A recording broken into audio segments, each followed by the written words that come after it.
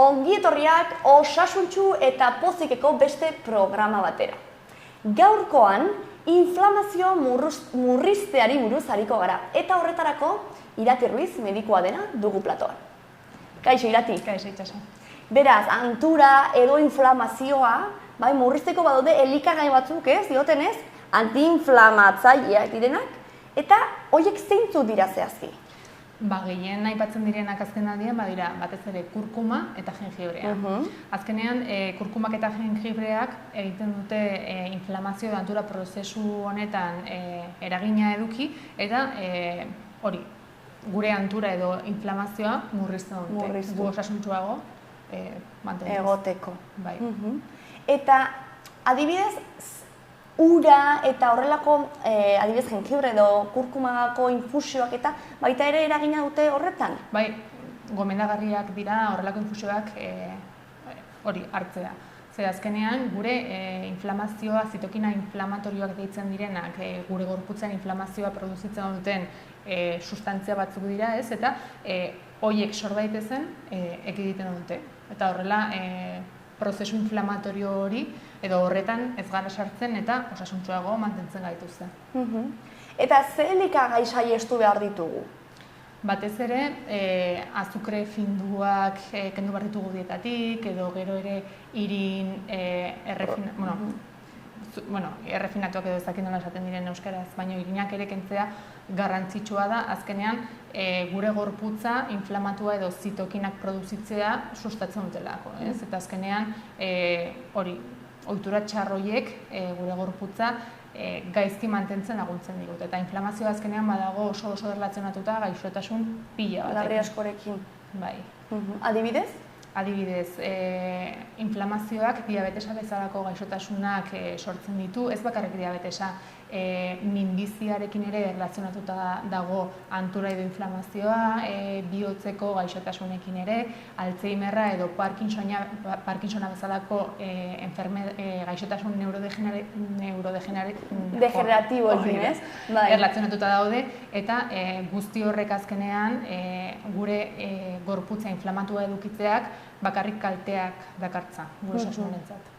Eta gero adibidez, gantz transak edo horrelakoak ere eragina dute zentzu honetan edo? Bai, gomendatzen dute gantz transak murriztea, eta osasungarriagoak diren gantzak kontsumitzea. Adibidez, fruitu lehorretan dauden gantzak, monoinsaturatuak edo poliinsaturatuak direnak.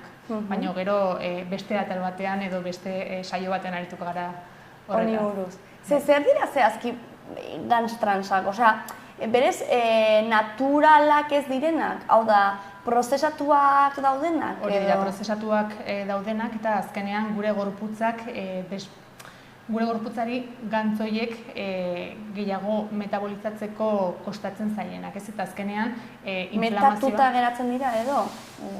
Metatuta geratzen dira, baina batez ere gure metabolismoa alteratzen dute, ez? Eta inflamazioa produzitzen dute gure gorputzean batez ere.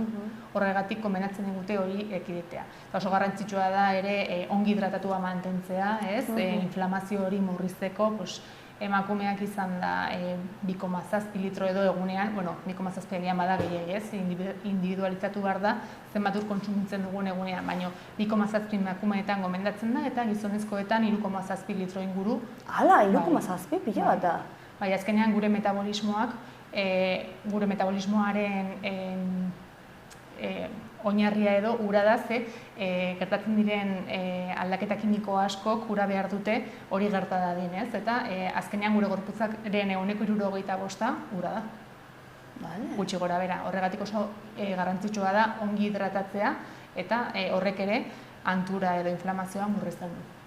Eta elikagai eta hidratazioaz aparte, ze beste faktore edo dute lotura antura murrizte honetan edo antura areagotze honetan?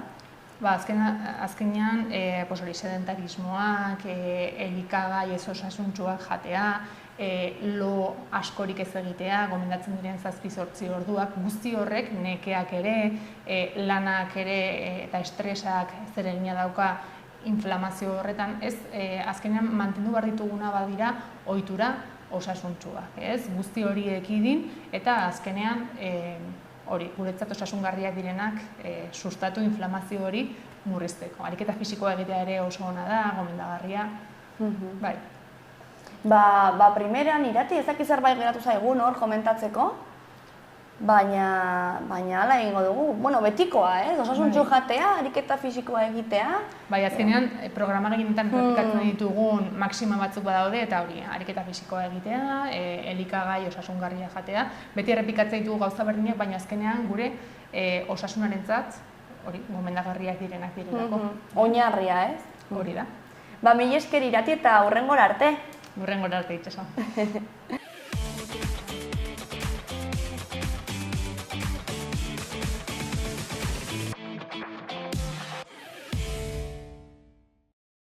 Hidratazio egokiaren garrantzia osasun prebentiboan. Hidratazio egokia funtsezkoa da gorputzaren funtzionamendu egokirako eta osasun prebentziorako. Ur edateak hainbat onura ditu. Organismoaren funtzio guztiak laguntzen ditu. Odolaren zirkulazioa, digestioa, temperatura kontrola eta hondakinak kanporatzea. Buruko mina, nekea eta konzentrazio falta saihesten ditu. Batez ere haur eta adinekoetan. Giltzurrunetako arazoak, infekzioak eta idorreriak prebenitzen ditu, ura beharrezkoa baita gorputza garbitzeko. Ur nahikoa edateak osasuna mantentzen eta gaixotasunak saihesten laguntzen du, eta hori da osasun prebentzioaren helburua.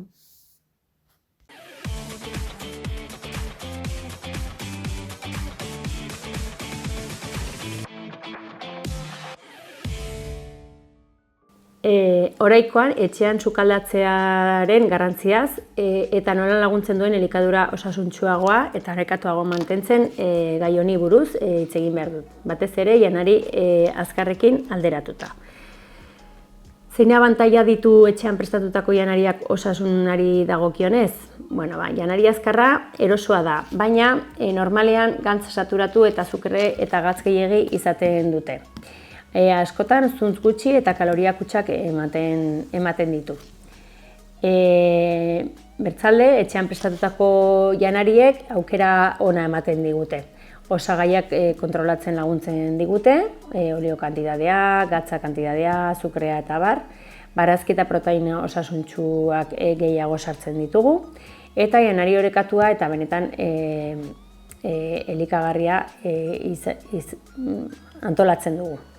Gainera, elikagai natural gehiago kontsumitzen ditugunez, gaixotasun kronikoak prebenitzen lagundu dezakete, obesitatea, diabetesa edo hipertentsioa bezalako eritasunak. Nola laguntzen du etxean sukaldatzeak elikadura ohitura hobeak izaten? Bueno, sukaldatzea ez da bakarrik janaria prestatzea, baizik eta kontzienteki jaten ikastea da.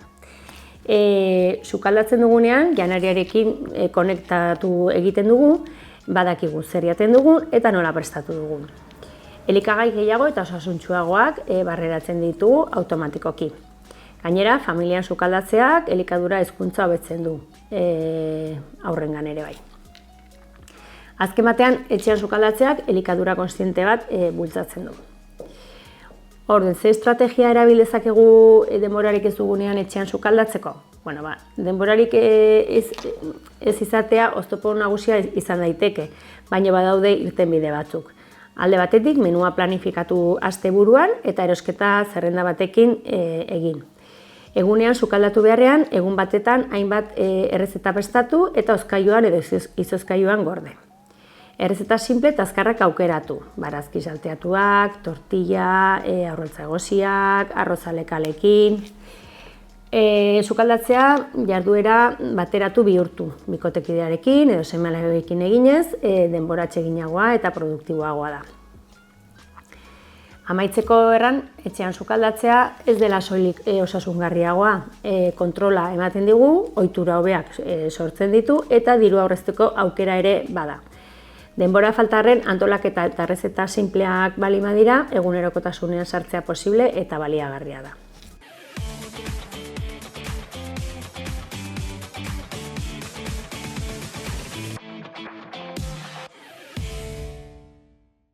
tipsak bankoan edo fondoak bankoetan. Jarriko ditugu behatzak aurrera begira, hankak zuzen, eta oso garrantzitsua, besaburuak ez dira egon bara horretuta, bez eta atzera kaskapulak, erabat bata besteari pegatuta. Eta lehenengo dugu, ukalondoak atzeraka tolestu. Atzeraka eta ipurdia joan gara lurra bilatzera. Baina mantendu behar dugu beti, besaburuak atzekaldean eta ez hemen. Ariketa hau ez da proposa, sorbalne mugimendua ez daukaten pertsonendako edo oso prohibildua limaukazu bizkarreko goikaldea eta dituzun besaburuak ere aurreratuta zure postura normalean. Orduan, horretarako badaude beste ariketa batzuk baina. Bestela, oso ariketa egokia da, hemen, atzeraka eta gora eta bera. Oso gora egiten bazaizu hau, egin dezakezu palanka moztu, motzago jarri eta hankak horrela ipini. Horrein dugu errazago eta gainera postura honetan hankaren laguntzera dezakezu pixka bat bultzatzeko behar balin baduzu. Baina garrantzitsua da ukalondoak atzeraka joatea eta ez alboetara. Alboetara joaten bada, gertatzen dena da, besaburuak joaten dira aurreraka. Aurreratu egiten zaizkigu. Eta nahi ditugu atzean. Horregatik ukalondoak beti atzera.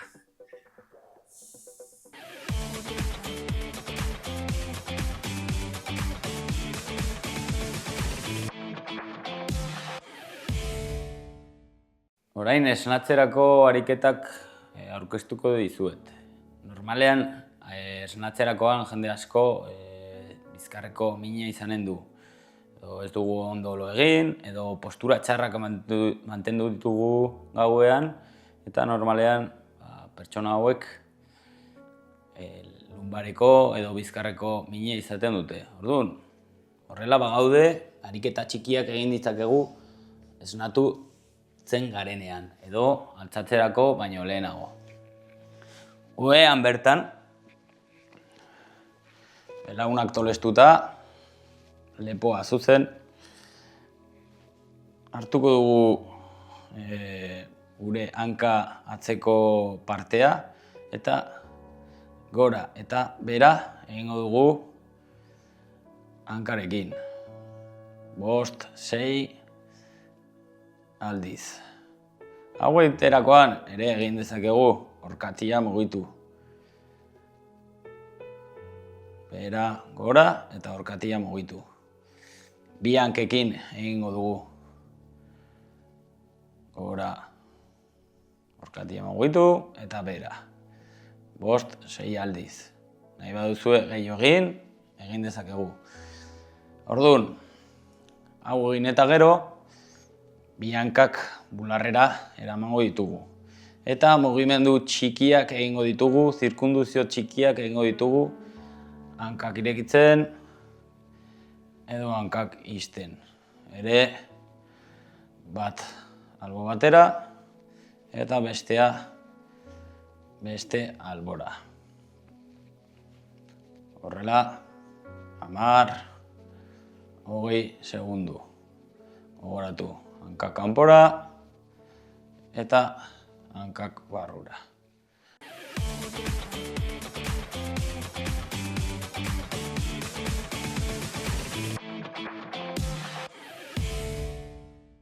Hau beste distortzio kognitibo bat da, pentsamenduaren distortzio bat, eta oso ohikoa gure gizartean. Eta da, pentsatzea gauzak gertatzen direla nik egin dudalako, nik esan dudalako, edo nolabait nik parte hartu dudalako hortan.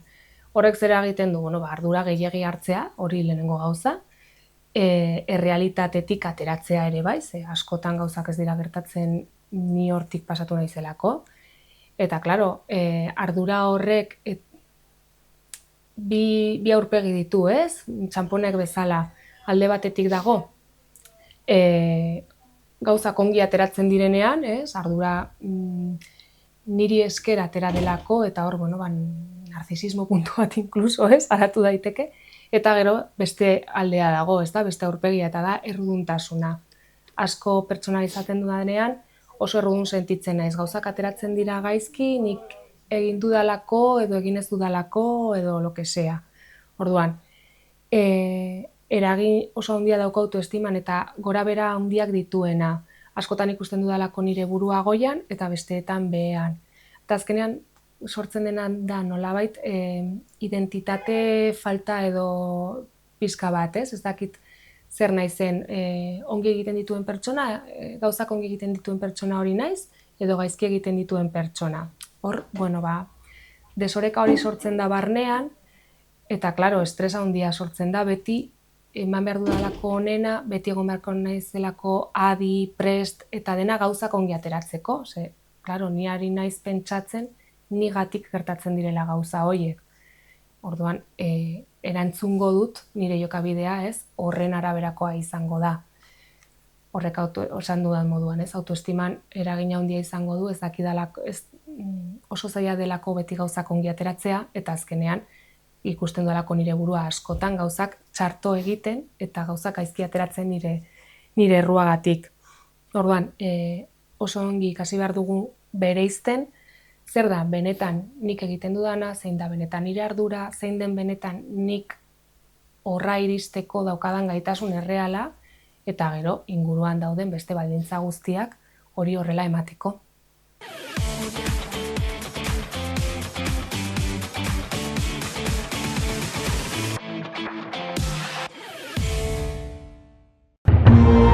Gobierno de Navarra. Nafarroako gobernua.